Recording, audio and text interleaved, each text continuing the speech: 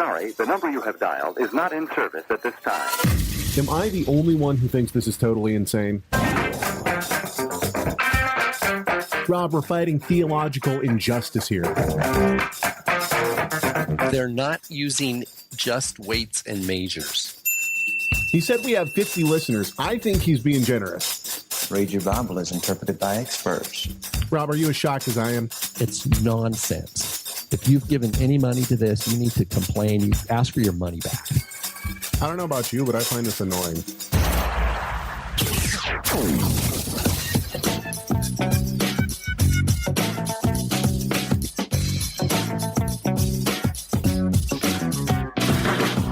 What up, and shalom. Welcome to the Rob and Caleb Show, the show where theology matters, scholarship counts, and theology matters.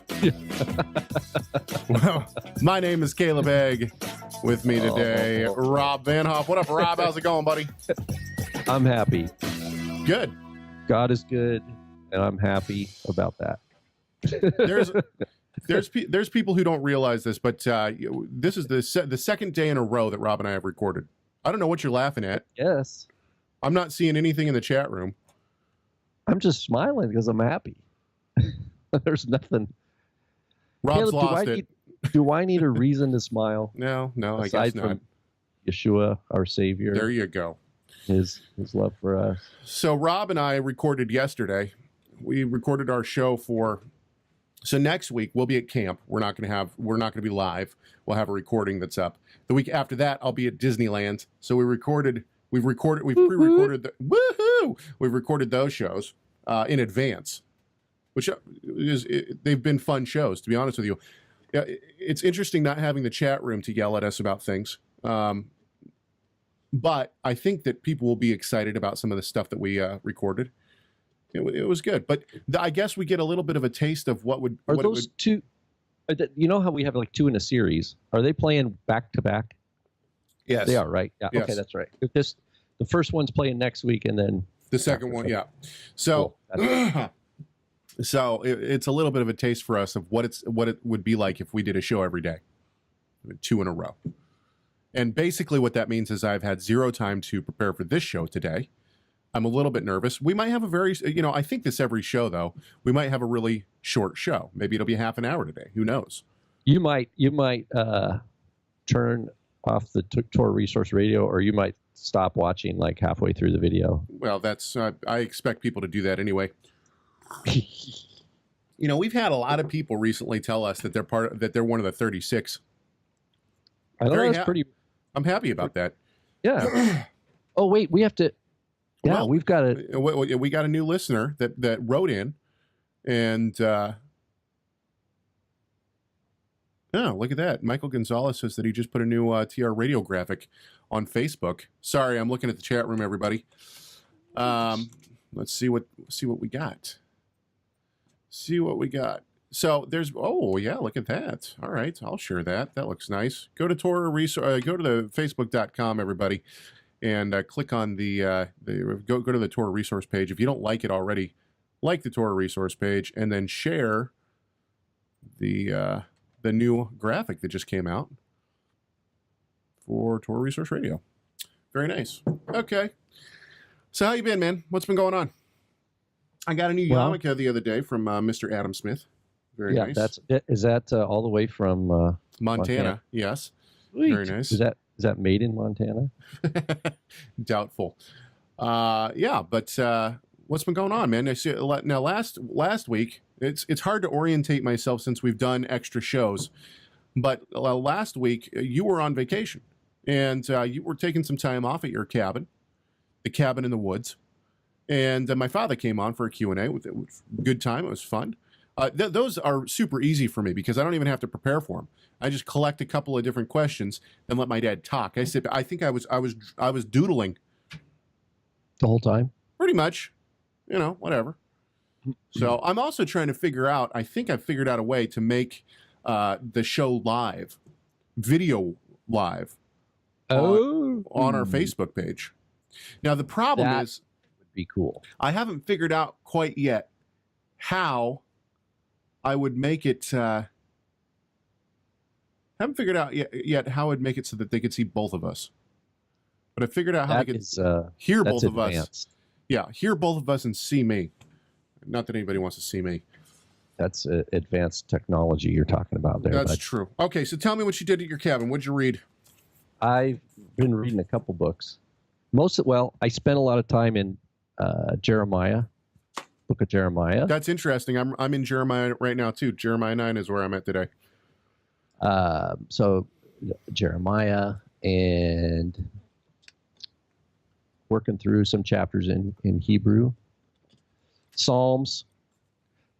Doing Psalm 19 at family camp. I'm super you're excited. teaching on that. Yeah. I'm so excited about that. I'm so grateful for that opportunity. And what else was I reading? I was reading, aside from scripture, I'm still, in the back of my mind, I've got the terrain that's slowly being laid out for our Jewish mysticism course. That looks good. You've got to take it, man. You know how much reading I would have to do? Yeah, but be part of the discussion, and I got to take Greek syntax. I got to convince my teacher to give it to just me. Yeah, we'll have to talk about that. So, but I'm excited. We've got a couple people signed up for Aramaic this year. Yeah. So I'm excited about. We've got, it looks like, a healthy first-year Greek class coming up. So we're just coming into that kind of landing from this kind of some of the more mental freedom of the summertime for research and writing, to coming into to our beginning of our school year. The other thing I'm really excited about is just, I feel like our mini course, our Torah Resource Institute mini course on the calendar was awesome. I'm so excited. I just saw wonderful, even up to yesterday, interactions, because Gary kept the forums open. So nice. Students are interacting very, very, because we're talking about difficult issues sometimes, but people were very cordial and loving in their interactions on the forum. Not only that, I think we had about 75 people take the course. Yeah. And I think we had 64 people took all the quizzes. So nice. That's a high, that means most of the people who signed up actually did the work. Did the work. And that was just really cool. And we got some really good feedback from people that they just were appreciative of it, and they felt that we weren't trying to hammer uncertainties, our preferences on people. That they didn't feel like we were trying to enforce our preferences, but rather we were trying to be honest with the sources and with history, and to say, frankly, there's things we just don't know, and we need to be patient. And I think people appreciated that tone, and that's the tone that we have at Torah Resource overall. But I think this mini course was an opportunity to people who listen to this show don't think that about Torah Resource. I know. But look, we have something for everybody. They think that all we're doing is pounding people down with our opinions. Hey, look, do you have if I just for good old time's sake wanted to do a gematria time, do you have audio for that? Hang on, just a sec. Let's. I just thought, it's been a while. Hang on. now this is. I was not expecting this, people. Yeah, this is a surprise to me too. Hang on. Robs. Boy, man, you caught me off guard on this one. Music. Oh, you want that? Hang on just a sec. No. Well, let me find it. Hang on. I'm looking. Music. Rob's Hoff goes off. I don't think I have it. Well, I have it. There's no doubt about that. No, that's all right. Hang on. I'm still looking. Let's do this. Okay. Dude, what did Mac do with their new search? This is awful. Okay, here we go. You know how many Robin Caleb shows I have?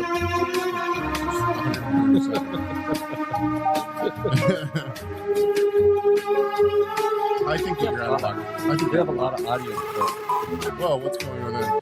Yeah, I think you're out of luck, dude. Sorry. I'm sorry. Go for it, though. Tell me what you got. Well, it's show number 137, right? That's true, yes. And I thought, I've been reading, all the background reading I've been doing, prepping for this Jewish mysticism course we're doing, learning about the reception of the Zohar in like the 1700s, 1800s, and how Hang on just a sec. Hang on. Oh, did you find it? It's Rob's Gematria.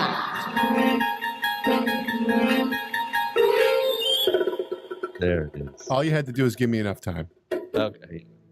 So, how there were communities that absolutely rejected the Zohar, Jewish like rabbis, that said no, it was not written in the 2nd century. It's a total recent invention. Da da da. Anyway, they did parodies of it.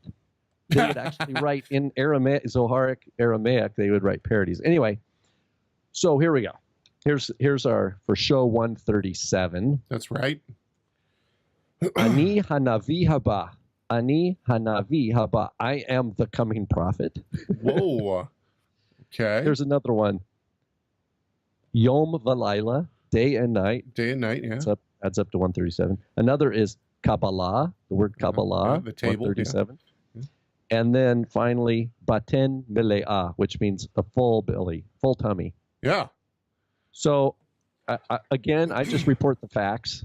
I'm not going to. This is a spin-free show, so you decide. Yes. I'm just giving you the facts of the gematria of our show today. If everyone notices that there's a different tone to this show, it's because we have a couple of things planned, but there's no pressing matter. I don't have like 100 clips pulled today, so we're just kind of going all over the place. All right, let's talk for a few seconds about some of this stuff. We got, now let me get to my notes real quick. Sorry. Okay, so we did have somebody ask a question. I don't think you answered this, but she asked the question on our Facebook page. Now, tell me if you answered this, but she says, sorry I missed the opportunity to ask this random question last week, wondering if you guys could help me understand the Hebrew equivalent for koinos. Up to now, I've considered akathartos as something innately characteristically unclean, that is, unclean meats and demons, Acts 10, etc. And so I think tema, and I think tema, she's now switching between Hebrew and Greek, obviously. Koinos might be something like wine or steak that is okay to consume, but once offered to a god becomes common, Romans 14. Where I'm stumbling is trying to understand where koinos comes from. If I had an online Septuagint, this might be easier, but where is the concept in the Hebrew, and what words would be used to convey it? I appreciate any help you can offer to clear up my thinking. Remind me her name. That was great. Sue. Sue. Yeah. I did reply, and I thanked Sue for that, because that's the kind of attention to detail that is really great. Short answer, koinos, this is the word used, for example, in Romans 14, where Paul says, to him who calls something koinos, to him it is koinos, right? Or it's used in Mark 7, Matthew 15, with, you eat with hands that are koinos, right? And that's and then Yeshua gets into the traditions of men versus the word of God and stuff like that. Sure. So she's asking about this word koinos because sometimes it's translated as unclean, sometimes it's translated as common, and she's saying, I can't find it in the Torah. Well, that's right. It's not a concept found in Torah. It's not a category defined by the Torah. It's a recent innovation, I suggest, by Pharisees that are basically creating association rules, right? They want to create these groups of solidarity. Yes, we all preserve the same purity restrictions and stringencies. We all tithe our food in the same manner. We all agree that we're not going to buy wine from Gentiles, or They basically have what essentially we would call works of the law. These are stringencies applied to their community and brotherhood life to kind of make them a little more what we call an association or a chavurah, like a club. Like we're a club and we're a holiness club, and these are the rules that you have Our to club have. is better than your club. Now the difference between exactly, because the outsiders, remember, they would not eat with those people that they labeled outsiders to their group. Sure. Even if they were Jewish. That's why the whole story in Luke where Yeshua says the Pharisees are upset because Yeshua is eating with, quote, sinners and tax collectors, right? And that's when he tells them all these parables, culminating in the prodigal son story. But in any event, the koinos is not the same as akathartos, which is the Greek word for unclean. Paul, the apostles, they use unclean. They use the word unclean appropriately. Like Paul says, when he quotes the scripture saying, "Come out of her, and touch not the unclean thing." Unclean spirit. This is the word tameh, temuah, from the Hebrew, or akathartos in Greek. But it's a really good question.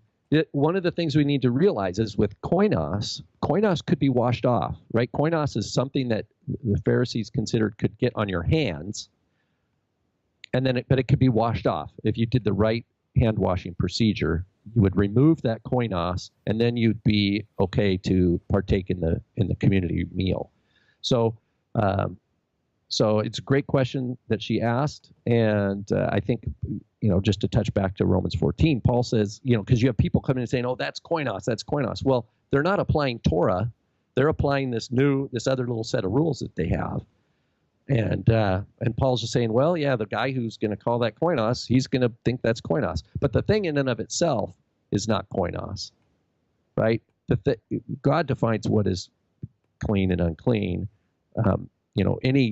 Any Pharisaic or other Jewish sects label of this new term does not actually define the thing itself. How's that? Good. I go off. No. Okay. Good question. Great question. So, sorry, I'm looking at a bunch of stuff here. This is that's good. Fine. Okay, so I took one for the team, everybody, and I went and I purchased The Way documentary. That's right, I purchased The Way documentary as a direct download, and I decided that I'd watch it to give a short review on today's show. And so I did. And watched the whole thing yesterday, and I wrote down a couple of things. I wrote down good things about the documentary, and then problems I had with the documentary. And actually, the good things are as many, if not more, than the bad things that I found with the documentary. Here are the good things that I found with the Way documentary. Now, this is in your show notes for anybody who wants to find a link. Yeah. So the good things about the Way documentary: it was very well done. Okay, it looks nice. The cinematography is great. Editing was well done, easy to follow. Another thing that I thought was really great about the documentary, the message of the documentary is that believers should keep Torah. So, within the Messianic movement, and this is something that we've talked about before, but within the Messianic movement, you have several different splinter groups. So you have Hebrew Roots. Hebrew Roots predominantly would say that Jews and Gentiles should both be keeping the Torah. Okay, and the difference between, say, Hebrew Roots and one law theology is that predominantly Hebrew Roots people tend to be two-house, right? So they believe that, and we've talked about this very recently as well. They believe that, for instance, the lost tribes were dispersed into the entire world. This is something that the documentary hit on for just a few seconds. They actually took a quote from Encyclopedia Britannica, and it said that the tribes were dispersed in 700 BCE. Anyway, so the two-house theology says that the descendants of Jacob, the physical descendants of Jacob, that is what we would consider the Jewish people, even though two-housers considered the Jewish people only to be from the tribe of Judah. Two-housers would say that these lost tribes are dispersed, and anyone who is coming to true faith in the Messiah predominantly is someone from one of those lost tribes. This erases Gentile Gentile identity within the body of the Messiah, and I'm not sure how you would deal then with much of the scriptures. They get around it in some very interesting ways. So I think that two-house theology is a major problem, and so that's the difference that I would see between. And there's just a lot of crazy stuff that goes on within the Hebrew roots movement. Anyway, so the message of the documentary was a great message, which is that believers should be keeping the Torah. I thought that was very good. Another thing I really liked about it was easy to follow. Something that non-Torah, I'm reading what I wrote down, something that non-Torah keeping Christians could understand and will get them asking good questions. You know, why aren't we keeping the Sabbath? If Jesus kept the Sabbath, why don't we keep the Sabbath?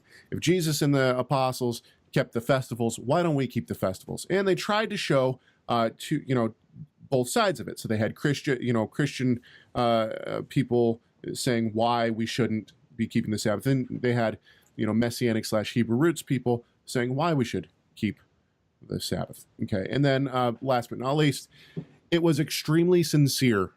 I honestly believe that the documentary, the people who made the documentary have great hearts. I think that they are honestly seeking. I think that they, the message that they're trying to give is a great message. So, yeah, I think that's, I think those were some really good things about the documentary. And to be honest with you, there wasn't a whole lot as I went through it. I thought, well, that's, that discounts it right there. However, there are a couple of problems with the documentary. And actually, first, I looked this up right before we came on air, so this is not in your show notes. J.K. McGee says, last night I watched the Way documentary. This is on his Facebook page, by the way, and Rob pointed me to this. He says, a documentary on the independent Hebrew Hebraic roots movement. I need to watch it 2 or 3 more times. Briefly, I was not surprised by much of what I saw. Because my commitment is to sift between data and noise, my major commitment in reviewing this production is to listen to the individual people and families whom God has moved upon to leave their previous Christian experience and enter into a still developing and emerging Messianic movement. And then actually a significant amount of my friends have actually commented on that. And it looks like there's good discussion on it all around. So some of the problems that I had with this documentary. So throughout the documentary, they hit on it 3 different times. They have a theological, they bring in the theological debate of how many days Yeshua was in the grave. And that might turn some people off. Basically, they say, well, I think that the reason that they used this was because they wanted to show something that, Christians predominantly believe that Yeshua died on Friday and rose on a Sunday. And I think that what they were trying to do with this was show, well, this is something that Christians have just accepted without really thinking about it. And so we're going to show how this is wrong, and that'll get people thinking. The problem is that they have not, it doesn't seem as though they've taken into consideration the fact that there's a reason why Christianity predominantly says that Yeshua died on a Friday and rose on a Saturday, or rose on a Sunday. And so they get, obviously they just quote the statement that just as Jonah was in the belly of the fish for 3 days and 3 nights, so the Son of Man will be in the grave. And so they keep going back to this. I understand why they would want to do that, but at the same time, it's a theological debate that they haven't. It doesn't seem to me that they've actually taken all the evidence into consideration, and so it might turn some Christians off who have done serious study into this point. And I probably would have left this point alone if it was brought up one time or something like that. But they go back to it three times. They bring it up in the documentary, and so that could turn some people off. Another thing is that at about one hour or so, a person says that if you are a believer, you are no longer a Gentile. And the next scene, however, has Steve Motria, how do you say his name? Anyway, from Torah family. And it almost as if he gives a different understanding of it. He almost sets the record straight. And I'm happy that they edited it like that. So it kind of gives 2. But the problem is that you almost have it's almost like you have an erasing of Gentile identity. And I don't think that that's what Israel is. Israel is Jew and Gentile together, right? Israel as the elect, that is Jew and Gentile together. It's not all Jews, you know. So anyway, but Yeah, the difficulty there is that sometimes they mean Gentile, they mean like pagan. Like you're no longer, and of course we would agree with that. And I'm sure that people are going to think I'm being nitpicky on that. However, I think that some people, especially Christians, and maybe even more well-learned Christians, might think, especially somebody who's maybe a dispensationalist, might believe that maybe, I don't know, might think that there's some replacement theology going on, or, there might be some questions there. However, my biggest complaint, and I know I'm going to get flack for this, guilt by association. I wrote down some names of people who were in this. Now, Monty Judah was in this for about 8 seconds, as was Michael Rood. They didn't have long parts. They didn't talk a lot. It was like they just had them, just a small little clip of them talking. Arthur Bailey was a big part. Okay, so there were three or four guys who really kind of upheld the Hebrew roots movement throughout this. Arthur Bailey was one of them, and my biggest complaint was Rob Skiba.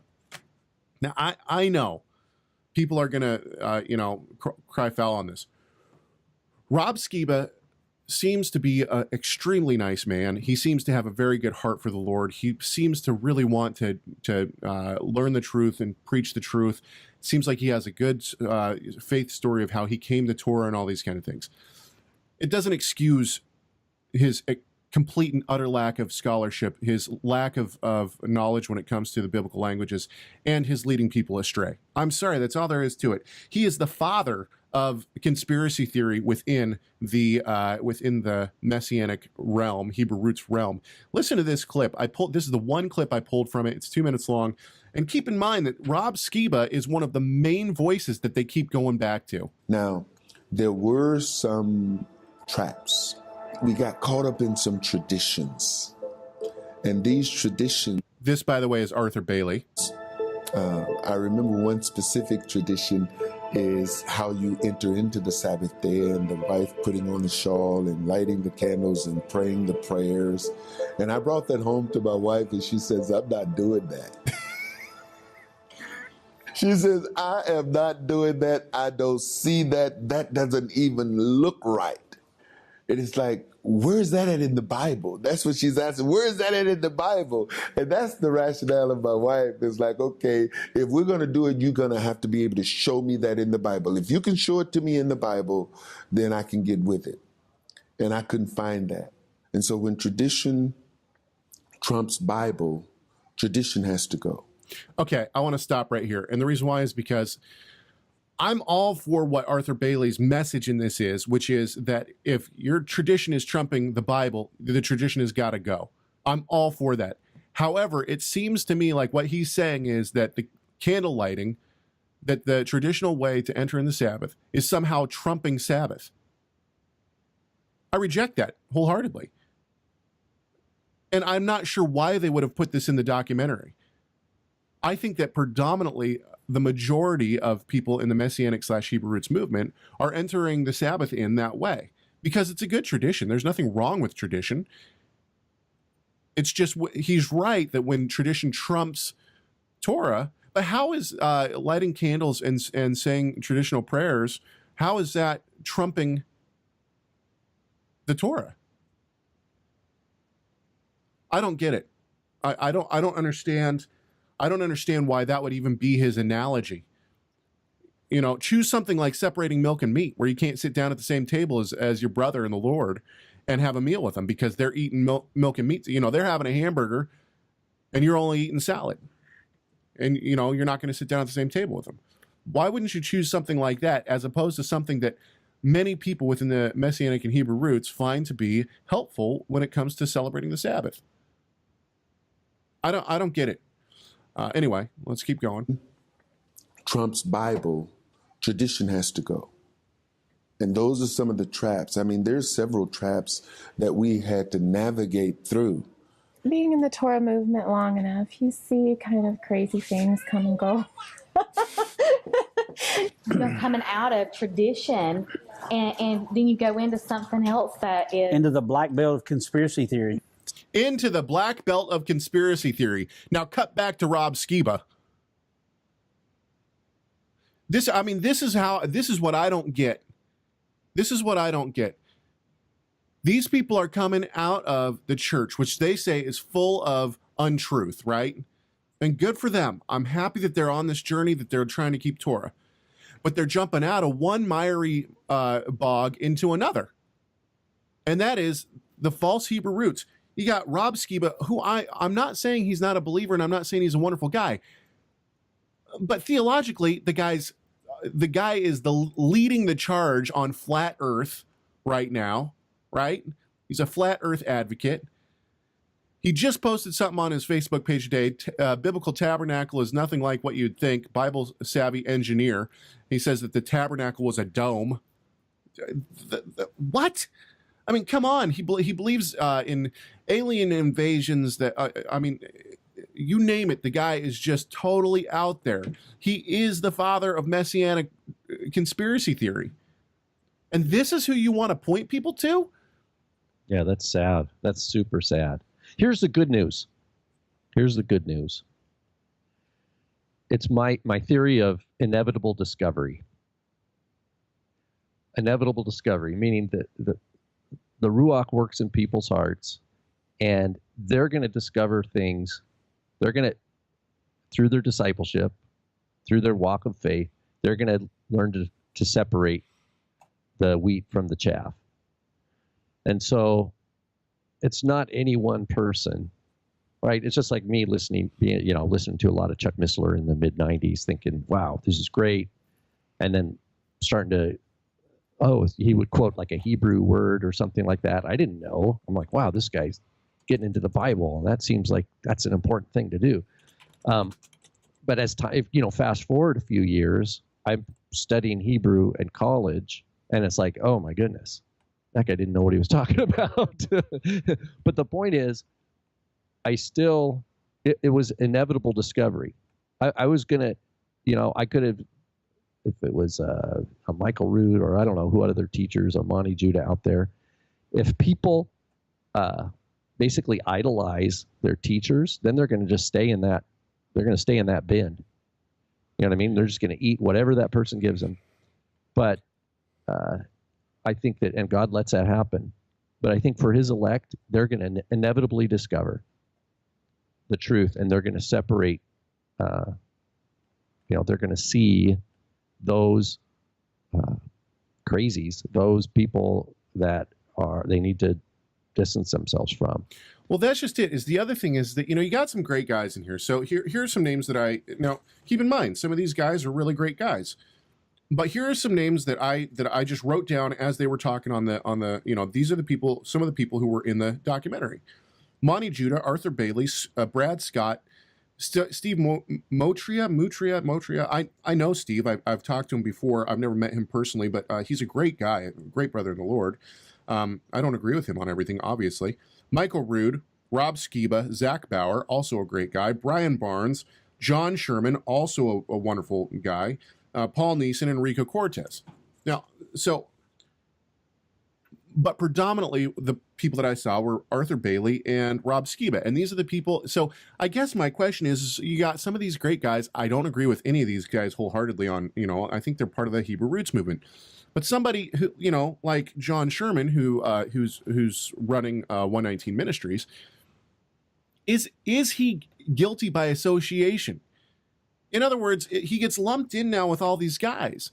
Zach Bauer does conferences a lot with Rob Skiba. Now, there's nothing wrong with doing a conference, and it depends, what the focus of the conference is, obviously. But Gary has a good question. He says, were these people just saying, hey, this is my own opinion, or were they saying this is an authoritative, this is the way it is? Because that makes a difference. Meaning what? Okay, so expand on that a little bit. what were they allowed to self-differentiate? Here's the thing.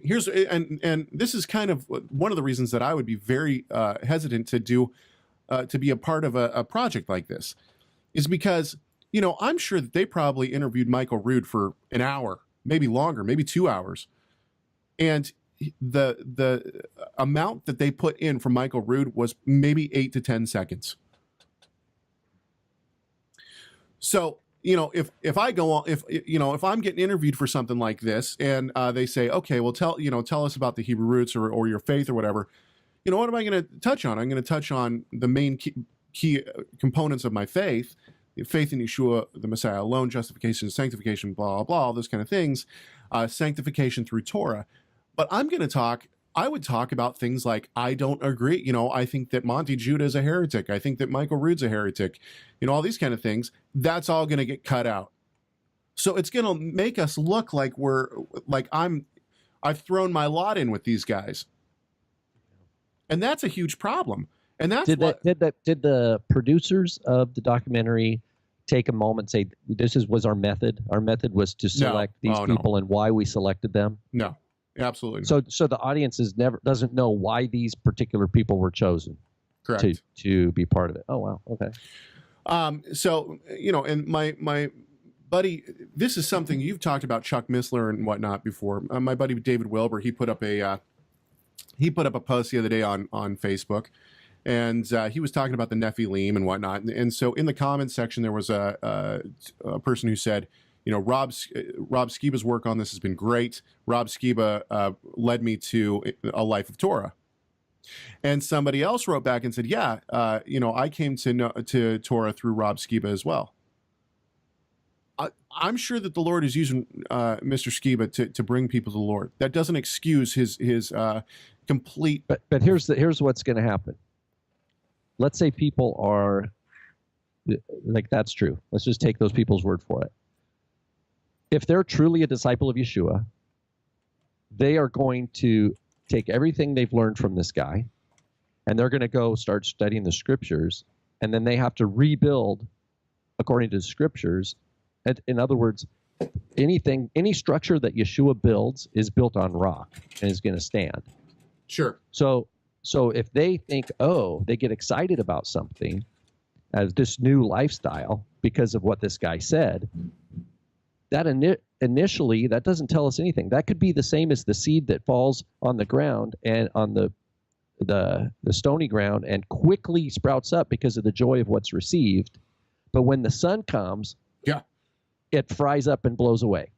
And so just because someone says that, I came to Torah because of this guy, to me, I'm already suspicious of what kind of seed. Is this in good ground, or is this just a seed that's excited, but once the long endurance and perseverance is the requisite mode of faith, walk, and discipleship, if they persevere, they're going to find that the house that Yeshua is building in them is built on the rock of his word, not on the winds of these guys' doctrine. And that's what happened with the Chuck Missler. So I go, or other teachers that influenced me heavily. I was like influenced. I remember, this was in the 98, 99. Then Michael Rood came along, was saying one thing, another teacher was saying another. I was like, man, I'm excited about. All of a sudden, it's like my excitement was separated. There was a differentiation. My excitement for Torah was different now. It wasn't attached to any one teacher because they were all like, wait a minute, I can't. And I'm so grateful that God did that in my life, because then it's like, okay. And then he created a path for me that was saying, okay, we're going to go down and we're going to go to the foundation. We're going to go to bedrock. And we're going to start building, and it's going to take time, and it's going to take a lot of hard work, and it's going to take patience. But in the long run, it's the only thing I want. And it's just going to be the same for any other person. That if you associate too much with a particular teacher as your source of nourishment, that's a misidentification that's going to kick you in the rear down the road. You know what I mean? That's. But here's the other thing for me, I'm sure that I would get along great with Skiba. He seems like such a genuine, nice guy. I'd get along great with him as a person. I know that he's, if he ever listens to us, which I assume he probably doesn't, why would he? But, if he ever listens to us, I'm sure that he would think, if he ever hears us, I'm sure he would think that we're just beating him up.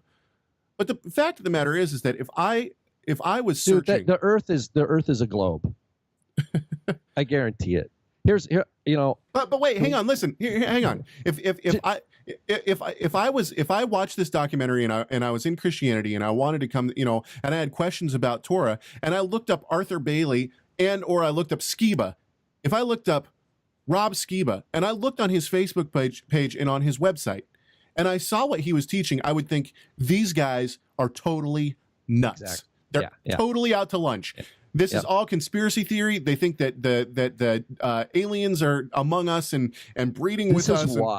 This is why it says in the Epistle of James or Yaakov, it says teachers have a higher judgment.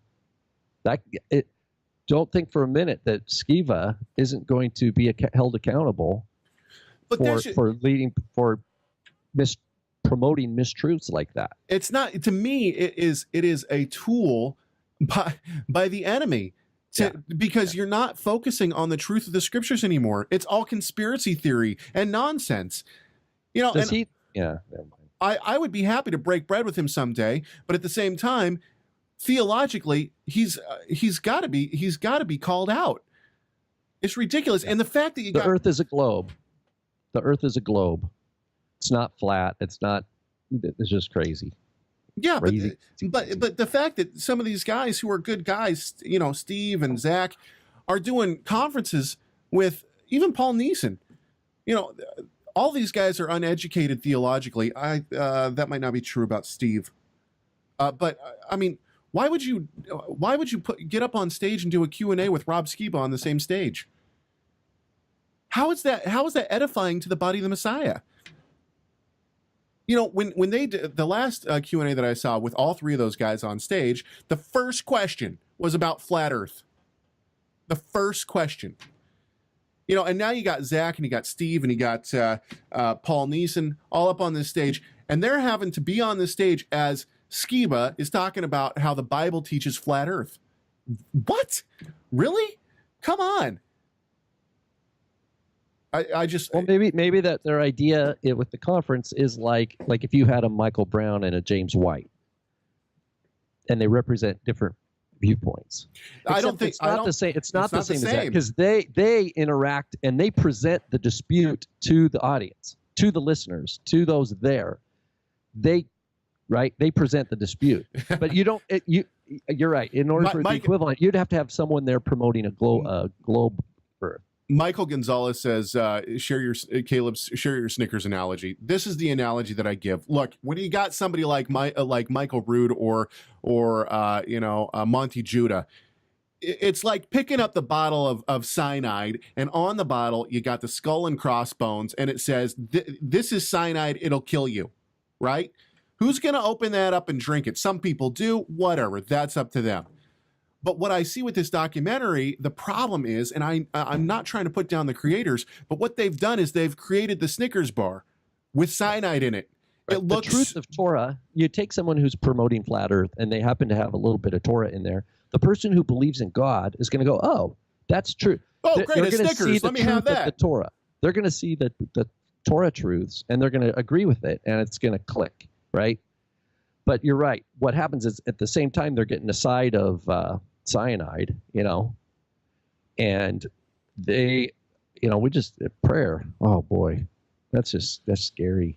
Robert says in the chat room, he says, what do you do with the teaching by some that the Jewish people believe in listening to and following the teacher of only your rabbi? And if you start listening to other rabbis, you will lose your way. Sounds cultish, but I do see how it could be problematic given the tremendous difference in how we should walk this lifestyle out. I agree. We should be listening to one rabbi. One rabbi has one rabbi has final word on everything, and if it doesn't line up with what he says, we reject it. His name's Yeshua. There's a reason why none of the apostles called themselves rabbi. Exactly. There's a reason for that. Now, I know what people are going to say. Look, there are other teachers. Even my father is teaching on the Bible, and people are listening to what he says. Yes, he's trying to illuminate. He's trying to illuminate what the scriptures say and how the Messiah has taught. But you shouldn't just take what my father or any teacher says and accept it as truth.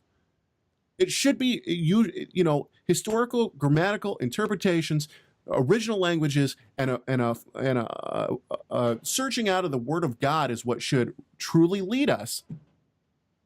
And Yeshua. Right. That's where our identity is not in these other man-made institutions. Okay, so are we done with the Way documentary? And hey, congratulations to the movie makers for actually putting out a decent film. But I wouldn't share it with people, and the reason why is because I'm not going to help promote Rob Skiba. So is this similar to those messianic publishing houses that produce a really good-looking book, or they're really good at graphics and things like that? In other words, the marketing side, they know how to produce a product, but the content is problematic. Actually, I think the content, the way that they edited the content, I think is actually really good. That's not my problem with it. I think that the content of the documentary, for the most part, there's maybe one or two things that I have. I don't know about that. It's the guilt by association. It's the guilt by association. It's the misdirection of people who want to follow up. It's how many Christians are going to get on their computer as soon as they're done with the Way documentary and look up Rob Skiba. That's my problem with it. And they're going to, and then there's going to be, they're going to take it to their Sunday pastor, and the Sunday pastor is going to preach on the heretics preaching a flat Earth and all that. Oh boy, yeah. I mean, now Arthur Bailey. I haven't studied Arthur Bailey stuff nearly as much, so I don't want to talk out of church, but. Just from an initial look at his website, he's got some issues going on too. I don't know if anybody has as many issues going on as Skiba that isn't, a heretic like Monty Judah or Michael Rood, but Skiba's got some major theological issues. Okay, well, someone said I would edit the movie, take out some of the aspects. I like that. You know how they have, I guess I've never used it myself, but someone said they have these machines that you have like a movie that's fun, but it has a couple scenes you want out so your kids can watch it. Yeah. That it automatically, through a computer programming, they take those sections out. That'd be funny. You could do it with this. But that's the problem, is that Skiba really does hold a significant part of the. Is there any? But there's no mention of flat Earth. No. Okay. And if there was, that would be one of my big problems with it. Okay. They're trying hard. Okay. They're trying hard to make it palpable for Christians, which I think is a good thing to do. Anyway. Okay. You had some rules that you wanted to bring up. I'm going to look for something while you do that. Oh, that's right. We were going to talk about my rules. Oh, I was in a discussion with Buddy the other day, and we were talking about the rules. Okay, and here's an interesting thing. Real good friend of mine. He's studied Hebrew with me probably for 4 years now. Okay, so I've been teaching Hebrew in the Spokane area Monday nights almost for 4 years. And I've restarted. I've used a couple different textbooks. I've restarted just locally here. There's just a few people that have really stuck with it and actually now are super excited about all the work they've done, over the years. Sure. Most of the people who've taken the class have dissipated, and I don't even know if they still study it or what. Okay, aside from that. But at the same time, he thinks Messianics are pretty much crazy. So he's a believer, but he's not affiliated to any church right now. Anyway, we don't need to get into that too much. But we like to, every once in a while, we'll meet and we'll read through the Psalms in Hebrew and stuff. And we were having this discussion, and I said, okay, from my perspective, there's just a few basic rules for the disciple of Yeshua. So the basic rule is, now given, assumption, you're a disciple of Yeshua. That's a given. You have a relationship with Yeshua. Sure. Born again, however you want to label that. The first rule is read your scriptures as if your life depended on it. Right? Read your scriptures. Read the Bible. Because it's nourishment for your soul. right? That's your spirit, your inner person, renewal of your mind, right? Read the scriptures. Second rule is in reading the scriptures, you're going to encounter things like Abba, Father, Rabbi, which means teacher, Golgotha, meaning the place of the skull, or Eli, Eli, lama sabachthani, which is my God, why have you forsaken me? Right? You have these words that are explained for us, or Messiah, which is Christ, or which is anointed. Okay, so in reading the scriptures, all of a sudden we get times where it's a dictionary, right? Where we get a word that's like in Aramaic, for example, and then we get its meaning. Now, why is that important? Well, as that moves us from rule 1, read the scriptures, to rule number 2 is the more you read the scriptures, the more you start learning about the languages of the scripture, right? You start learning, there's Hebrew, there's Greek, there's Aramaic, and you start learning about the languages and the culture, right? So that gets into a little more what we call Bible study, or just awareness of the world of the Bible. And that's part of that responsibility is understanding that there's other languages. In other words, that the English translation you're reading is a translation, and there's limitations with that. The third rule is, so read your Bible is the first rule, like your life depends on it. The second rule is start to grow in awareness of the language and cultural issues associated with the Bible and its various eras in there. The third rule is recognize that there's a lot you're never going to know. Find God's shalom in your life with the fact that there's a lot of unknowns when it comes to understanding details of the Bible. And that's where the character traits of patience and perseverance and all those things come into play there.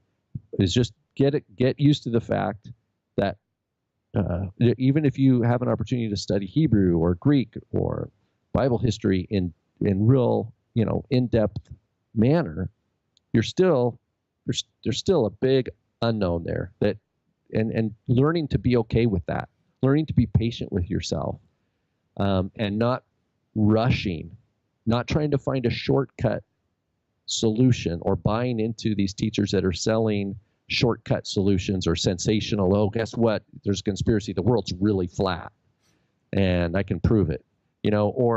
Or the Hebrew word pictures. Oh, all you need to know is each letter is a pictograph, and then you'll really be able to read the Bible. Or the Aleph Tav. Let me tell you about this Aleph Tav. It's a secret mystery. Okay, don't learn to discern those peddling the shortcut solutions, and then stay away from them.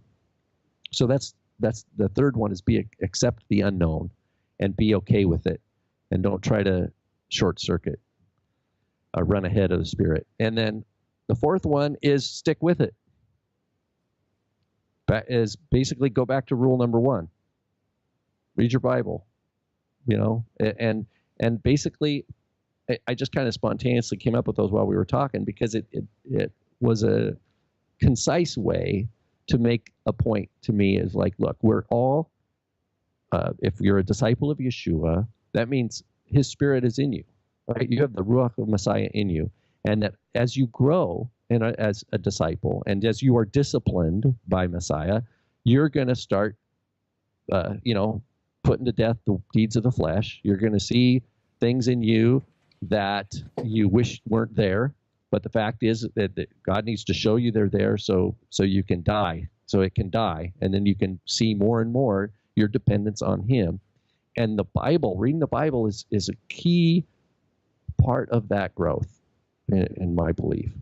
And that's the way, and that's kind of the self of the individual disciple. Now, yes, we need to be in community with others. There's other things that are involved in there.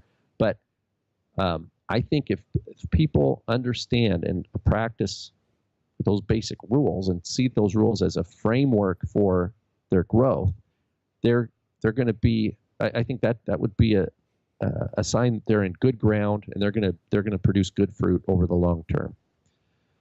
Just an idea that I throw out there. Yeah. Good notes for studying. Okay. Philip, a good rule might be read TRI's PDF, The Pitfalls in Using Strong's Numbers. Yeah, no doubt. Okay. Last but not least, this is going to be a shorter show today, and I'm sorry for that if anybody's upset about it. But last but not least, we have a new listener who did write in and said that he was one of the 36. I'm going to probably pronounce his last name wrong, but that's okay. Here we go.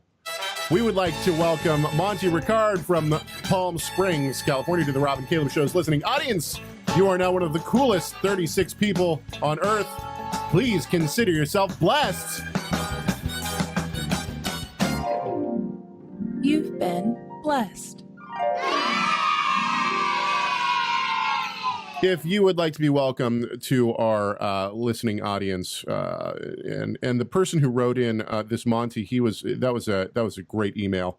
Yeah, it was a great email, and I just want to say I'm excited to know someone else named Monty. It's cool. Yeah. Rather than the other Monty that we talk about sometimes. He wrote in. He basically said, "I got good news. I got bad news. The good news is that I'm one of the 36. I've become one of the 36, and I listen." For those who don't get that joke, I had somebody one time ask me if it was because in Jewish mysticism, there's 36 righteous people on earth. There's always at least 36 righteous people on earth. It has nothing to do with that. It's it's an arbitrary number that we came up with. Actually, or is it? Or is it? No, I think when we first started, we were in like a couple months, and we had. Well, we had actually. There was you queued it or you queried it. Yeah, so we asked Gary, our programmer, to check and see how many people were listening on the website during the show, and at that particular time it was 36 people. And so we said, well, we got 36 listeners. Now, we've made the joke rule that if it's always 36. So if one person starts listening, that means we've lost the listener. And Monty noted that and said, well, I got good news, bad news. The good news is I've become one of the 36. The bad news is that you lost somebody. So, see, our listening audience is savvy. They know what's going on. You know, we didn't talk about the book review on Jacob Neusner. Oh, yeah, that's right. We can talk about that. Actually, I was also going to tell you about the book that I'm reading, which I've talked about earlier before, but it's Paul and the Trinity. I'm coming to the end of it now. What a dynamite book. Basically, his Boom, Hill. Yeah, it's really good. Wesley Hill. I follow him on Twitter, too. He's fun to follow on Twitter. You know who's hilarious to follow on Twitter? Chris Tilling. Yeah, that guy is so funny. Did you see his I'm not going to say it. It was awesome. I love it. He had one that said, it said, spot the bad ASS biblical theologian. And then it had a picture, and it was just question marks, like hundreds and hundreds of question marks. And then there was just his picture right down in the... Oh, man. The whole book. Oh, it was so good. Anyway, yeah, that guy's hilarious. I can't wait to see him at the SBL. Anyway, Paul and the Trinity, what a dynamite book. Hill basically makes the case that God's identity is conveyed to us through Father Son. That is not. There's not, it's not higher status or lower status. It's that we can relate to that. It's always been that way for God, and that's how He is. And if you look at His nature within the various passages within Scripture, that's how Paul presents it. Is that God is both. That's so awesome. It's a really good book. Where. It's the account of the burning bush, but it's that Yeshua quotes to the Sadducees, right? The Sadducees we don't believe in a resurrection, and so they come up and say, there's a woman and she's had 7 husbands, right? All brothers, remember that. Yeah. Well, concerning the resurrection, he says, I am the God of Abraham, God of Isaac, God of Jacob. He's not God of the dead, but of the living, right? He makes that point. But this idea of when God says God of something in the Bible, that's so important to tell us about who God is. And Paul, time and time again, says the God who rose Yeshua from the dead, right? or the God and Father of our Lord Yeshua. In other words, the name, and this is one of the things that Hill gets into, is these different ways that show that the early followers of Yeshua did not think of God separate from Yeshua. Exactly. It's all bound together. Understanding who Yeshua is, and it's a complex issue. It's not